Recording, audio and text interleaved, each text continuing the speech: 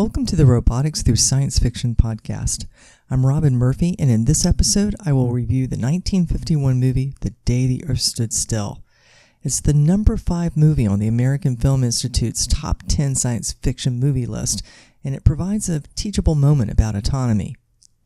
The original, let's agree among ourselves to forget the 2008 Keanu Reeves version, 1951 The Day the Earth Stood Still, is a true classic. The movie is full of iconic imagery. If you see a movie with a spaceship landing from the White House, you can think The Day the Earth Stood Still. If you see a flying saucer spaceship, think Frank Lloyd Wright, who collaborated on the set design. That's him. You've seen memes of Gort, the giant metallic robot with laser beam eyes, or as the giant metallic robot picking up a woman. It was Patricia Neal, though simply to help her, not to ravish her or do bad things.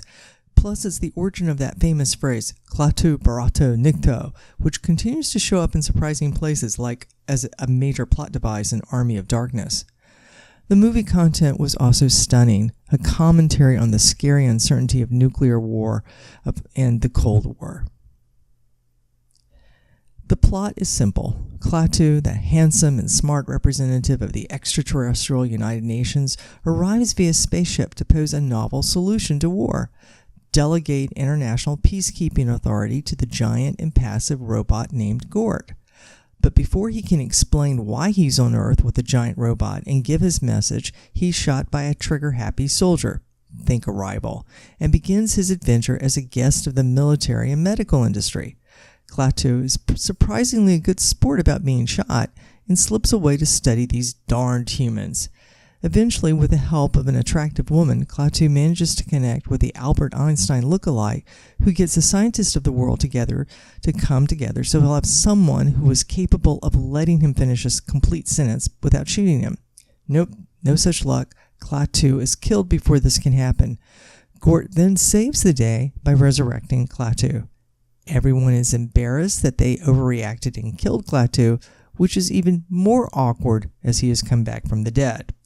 The resurrection stunt shuts up everyone, including the army, long enough for Klaatu to explain he isn't Gort's master, it's the other way around.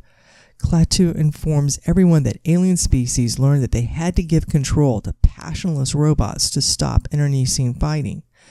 Earth has become too dangerous for the other alien races to ignore, so it's time for humans to man up and get their Gort. From a real robotics perspective, Gort is an example of the two forms of autonomy that get mixed up together in the public's perception of autonomous robots. One form of autonomy is how roboticists generally think of it, as a type of electromechanical, handle the details of walking and not falling over by yourself capability, similar to a flyball governor. The other is the typical public assumption that autonomy means political, you aren't the boss of me, self-determination and self-governance that will lead to the robot uprising. Gort showed autonomous control capabilities by being able to perform tasks such as navigating and also targeting and zapping soldiers shooting at him. It also autonomously planned actions for the exception handling part of the original mission. Klaatu being killed probably was not part of the original plan. These types of actions occur within the bounds of autonomous capabilities, one of the bounds on bounded rationality described by Herb Simon, one of the founders of the field of artificial intelligence. Gort is famous, though, for the political type of autonomy, right? It's the ultimate law enforcement agent. Gort can destroy immediately an entire country if it determines that the country is trying to start a war. Gort doesn't have to ask permission. Indeed, there's no one to ask permission from. The humans can't override or interfere or subordinate. To roboticists, this isn't particularly different than the same internal control where the robot doesn't have to ask permission to adjust its gait to keep from falling over as it walks. The robot isn't doing anything it's not programmed to do. But on the other hand, it is programmed to wipe out entire countries based on what it observes, and humans can't override it, which does seem to merit a slightly different category of autonomy than a self-driving car.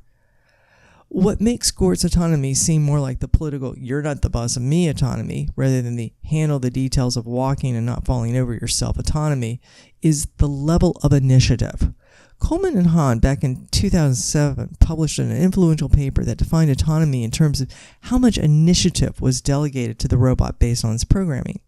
This is covered in the second edition of Introduction to AI Robotics in more detail. The lowest level was no autonomy, where the robot followed its rigid programming. The second level of initiative was process autonomy, where the robot can choose the algorithm or process that best fits the task it's been assigned to perform. Initiative and systems level, or system state autonomy, is more interesting because then the robot's allowed to generate new solutions. For example, a soccer playing robot might decide to keep the ball rather than to pass it according to the playbook. In intentional autonomy, the robot has the initiative to change its goals to meet the intent of its roles within the team, such as filling in for another player, because it's been given the goal of being a good team player, and that taking the initiative to fit that goal is okay. The highest form of autonomy is the initiative associated with constraint autonomy, where the robot can create its own roles and goals, also known as relaxing the constraints of its normal programming. But even with constraint autonomy, there would be bounds.